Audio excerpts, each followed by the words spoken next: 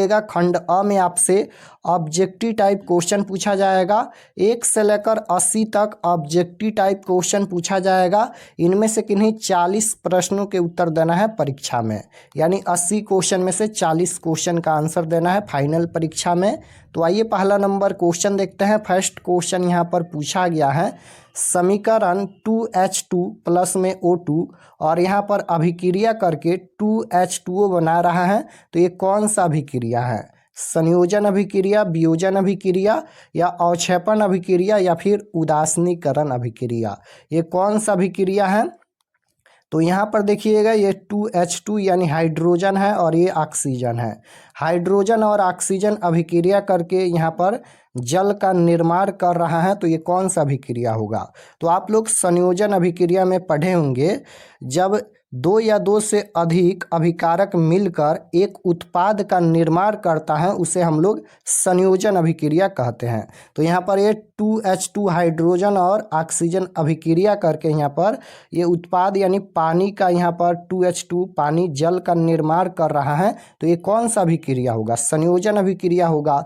Right answer option number ए हो जाएगा। यहाँ पर ये संयोजन अभिक्रिया है। संयोजन अभिक्रिया में क्या होता है? तो 2 या 2 से अधिक अभिकारक मिलकर एक उत्पाद का निर्माण करता है, उसे हम लोग संयोजन अभिक्रिया कहते हैं। तो यहाँ पर हाइड्रोजन और ऑक्सीजन ये अभिक्रिया करके जल का निर्माण कर रहा है, तो यहाँ पर ये संयोजन अभिक्रिया होगा। Right answer option number A होगा। क्वेश्चन नंबर 2 है कि विश्व पर्यावरण दिवस कब मनाया जाता है?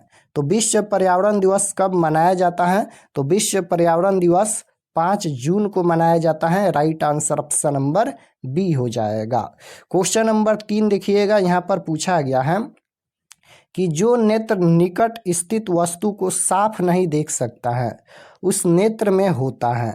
यहाँ पर क्वेश्चन को ध्यान से देखिएगा, तो जो नेत्र निकट स्थित वस्तु को साफ नहीं देखता है, यानी नज़दीक का वस्तु उसे साफ साफ नहीं दिखाई देता है, लेकिन दूर का वस्तु साफ साफ दिखाई देता है, तो उसे कौन सा दोष होगा? तो दूरदृष्टि दोष होगा। क्योंकि दूरदृष्टि दोष में क्या होता है? तो दूर की वस्तु साफ साफ दिखाई देता है, लेकिन नज़दीक यानी निकट का वस्तु साफ साफ नहीं दिखाई देता है, तब यहाँ पर दूरदृष्टि दोष होता है। और निकट दृष्टि दोष में क्या होता है? तो जब नज़दीक का वस्तु साफ साफ दिखाई देता है, यानी निकट का वस्तु साफ साफ दिखाई देता है लेकिन दूर की वस्तु साफ साफ नहीं दिखाई देता है, तब यहाँ पर निकट दृष्टि दोष होता है। तो यहाँ पर बोला गया है कि जो नेत्र निकट स्थित वस्तु को साफ नहीं देख सकता है, यानी वह दूर की वस्तु को साफ साफ देख सकता है लेकिन निकट स्थित वस्तु को साफ नहीं देख सकता है, तो उसे दूरदृष्टि दोष है। राइट आंसर ऑप्शन नंबर ए हो जाएगा। और निकट दृष्टि दोष को दूर करने के लिए अवतल लेंस का व्यवहार होता है और दूर दृष्टि दोष को दूर करने के लिए उत्तल लेंस का व्यवहार होता है। दोनों आपको याद रखना है। 4 नंबर क्वेश्चन देखिएगा, पूछा गया है कि गोलीय दर्पण में यहाँ पर म्यू भी और एफ के बीच संबंध है। कौन सा संबंध है? तो राइट आंसर क्या हो जाएगा? दर्पण सूत्र 1/v प्लस 1/म्यू बराबर 1/f। ऑप्शन नंबर बी में दिया गया है 1/v प्लस 1/म्यू बराबर 1/f, ये संबंध होता है। Right answer option number B हो जाएगा। क्वेश्चन नंबर 5 यहाँ पर पूछा गया है कि चिन्ह परिपाटी के अनुसार अवतल दर्पण की फोकस दूरी होती है। तो अवतल दर्पण की फोकस दूरी क्या होती है? तो राइट आंसर याद रखिएगा, अवतल दर्पण की फोकस दूरी ऋणात्मक होती है और उत्तल दर्पण की फोकस दूरी धनात्मक होती है। तो right answer option number B हो जाएगा, अवतल दर्पण की फोकस दूरी ऋणात्मक होती है। 6 नंबर क्वेश्चन है, मानव नेत्र के लिए दृष्टि का अस्थायित्व होता है। तो राइट आंसर हो जाएगा 1/16 second. Option number B right answer होगा। क्वेश्चन नंबर 7 पूछा गया है यहाँ पर कि टिहरी बांध के टूटने से प्रभावित होने वाला नगर कौन है? क्वेश्चन पूछा गया है कि टिहरी बांध के टूटने से प्रभावित होने वाला नगर कौन है? तो राइट आंसर हो जाएगा Kashi. Option number B. Question number 8 है, जर्मन सिल्वर है। तो राइट आंसर 8 नंबर का क्या हो जाएगा? ऑप्शन नंबर सी हो जाएगा।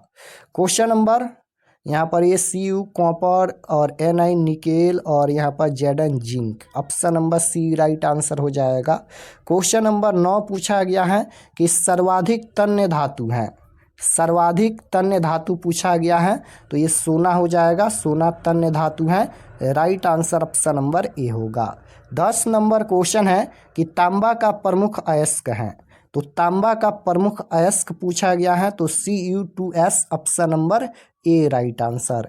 11 नंबर क्वेश्चन है मास्टर ग्रंथि कहलाता है, तो मास्टर ग्रंथि कौन कहलाता है, तो याद रखिएगा पिट्यूटरी ग्रंथि को मास्टर ग्रंथि भी कहा जाता है।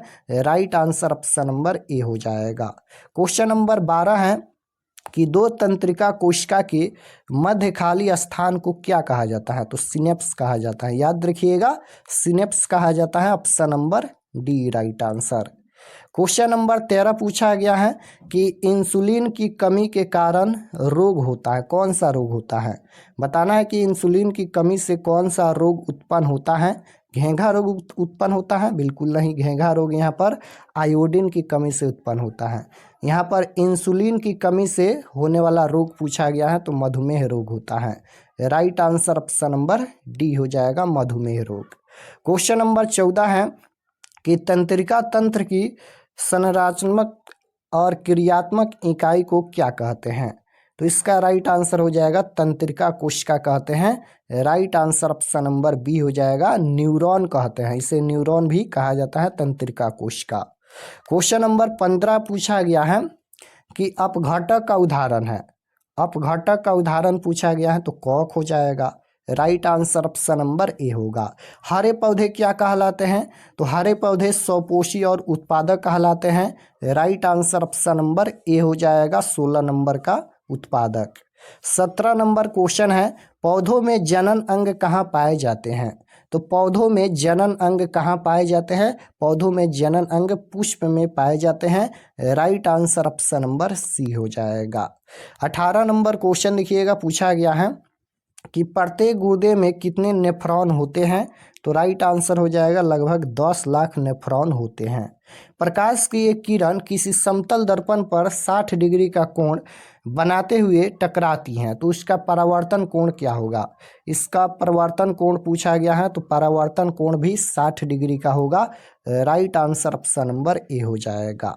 20 नंबर क्वेश्चन है कि लेंस की क्षमता बराबर होती है, तो लेंस की क्षमता बराबर 1/f होती है। Right answer option number D होगा। किसी कोष में इलेक्ट्रॉनों की अधिकतम संख्या होती है तो इसका राइट आंसर याद रखिएगा यहाँ पर 2n², option number B right answer. 22 number question है कि संगमरमर का रासायनिक सूत्र क्या होता है, तो 22 का right answer option number C हो जाएगा, CaCO3।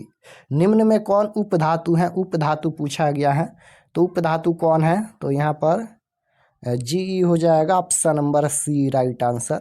पादप हार्मोन का एक उदाहरण है, पादप हार्मोन का एक उदाहरण पूछा गया है तो ऑप्शन नंबर ए राइट आंसर हो जाएगा।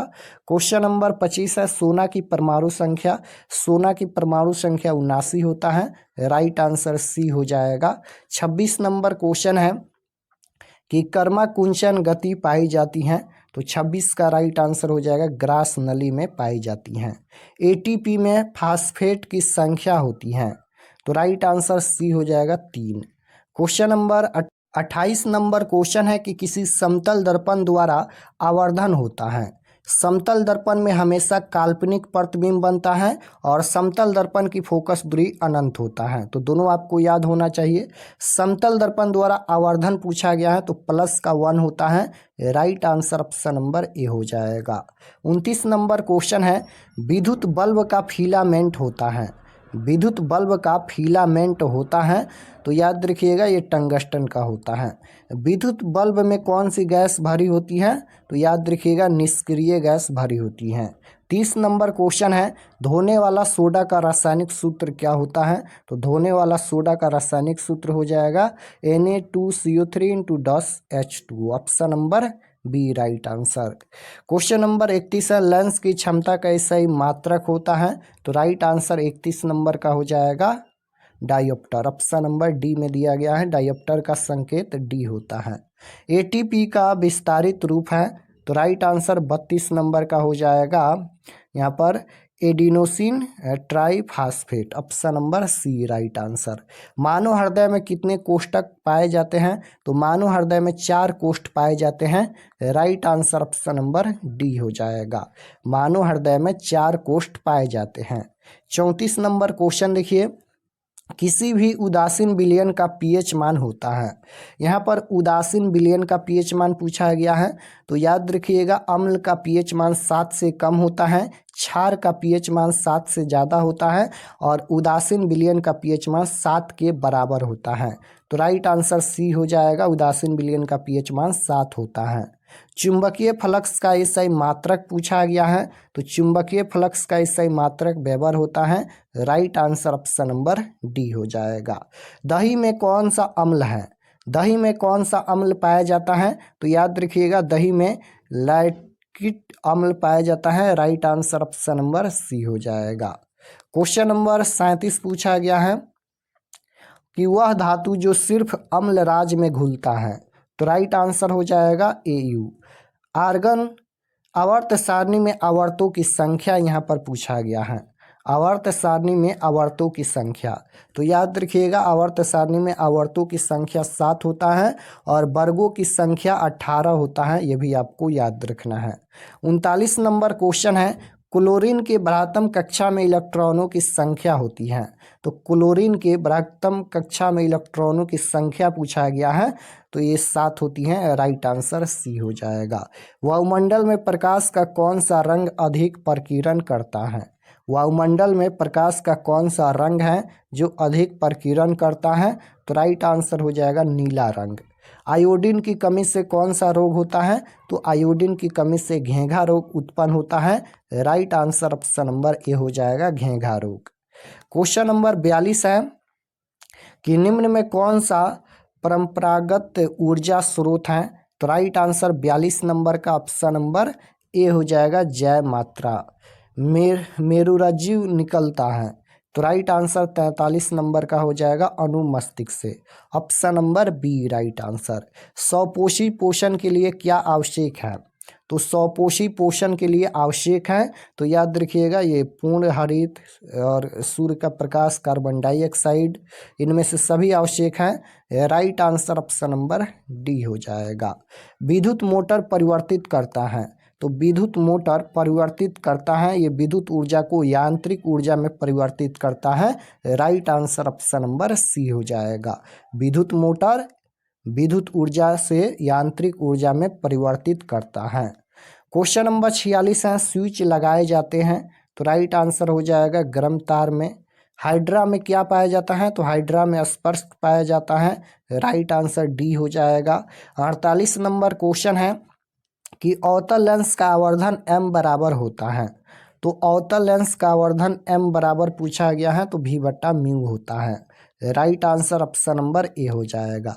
1 जूल का मान क्या होता है?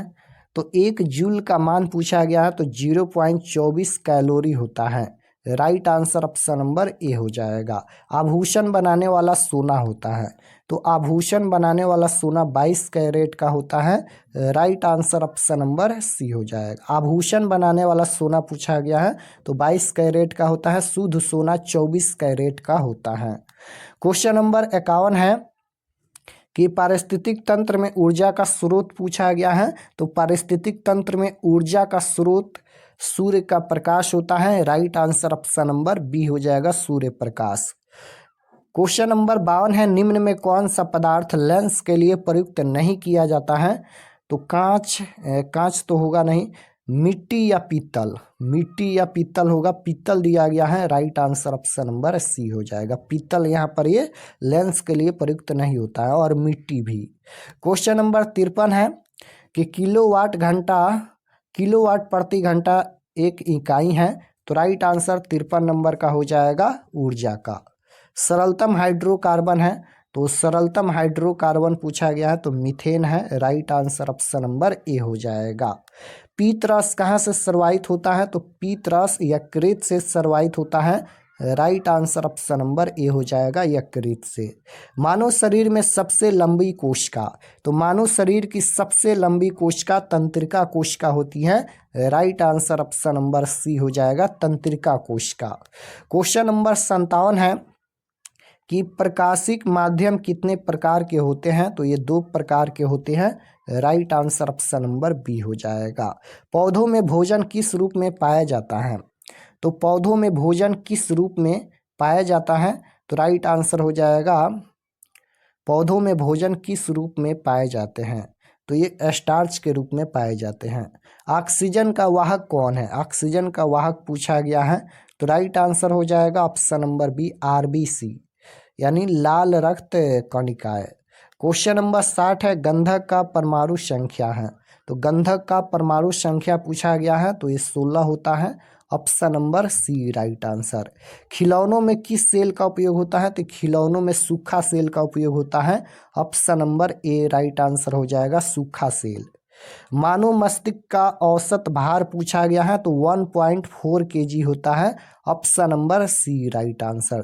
द्विखंडन होता है, तो द्विखंडन किस में पाया जाता है, तो इसका राइट आंसर हो जाएगा द्विखंडन होता है, ये पैरामेशियम में भी होता है, अमीबा में भी होता है, लिस्मैनिया में भी होता है, तो राइट आंसर डी हो जाएगा इनमें से सभी में। मानव का उद्भव स्थान पूछा गया है, तो 64 का राइट आंसर हो जाएगा फिर का। क्वेश्चन नंबर 65 है कि बॉन्ड CHO अभिक्रियाशील समूह को क्या कहते हैं, तो इसे कहते हैं एल्डिहाइड समूह। राइट आंसर बी हो जाएगा। 66 नंबर क्वेश्चन है निम्न में कौन विजातीय यौगिक है, विजातीय यौगिक पूछा गया है, तो संगमरमर हो जाएगा। बीज विकसित होता है, तो बीज विकसित होता है ये होता है पुंकेसर से। राइट आंसर सी हो जाएगा। एक खाद्य श्रृंखला में तीसरे पोषी स्तर पर हमेशा कौन रहता है, तो कौन रहता है मांसाहारी। Right answer option number C हो जाएगा। यहाँ पर तृतीय पोषी स्तर पर पूछा गया है, तो मांसाहारी रहता है। क्वेश्चन नंबर 69 है प्रकाश का चाल न्यूनतम होता है, न्यूनतम पूछा गया है, तो प्रकाश का चाल न्यूनतम होता है कांच में। राइट आंसर डी हो जाएगा। और अधिकतम होता है निर्वात में। क्वेश्चन नंबर 70 है कि यश युग्म क्या है, तो राइट आंसर 70 नंबर का हो जाएगा ऑप्शन नंबर ए ZNO। क्वेश्चन नंबर 71 है एल्केन का सामान्य सूत्र है, एल्केन का सामान्य सूत्र पूछा गया है, तो एल्केन एल्कीन एल्काइन, एल्केन में +2 होता है CnH2n+2। Right answer option number B हो जाएगा। एल्केन एल्कीन, एल्कीन में -2 होता है और एल्काइन में यहाँ पर ये 2 छूट जाता है +2।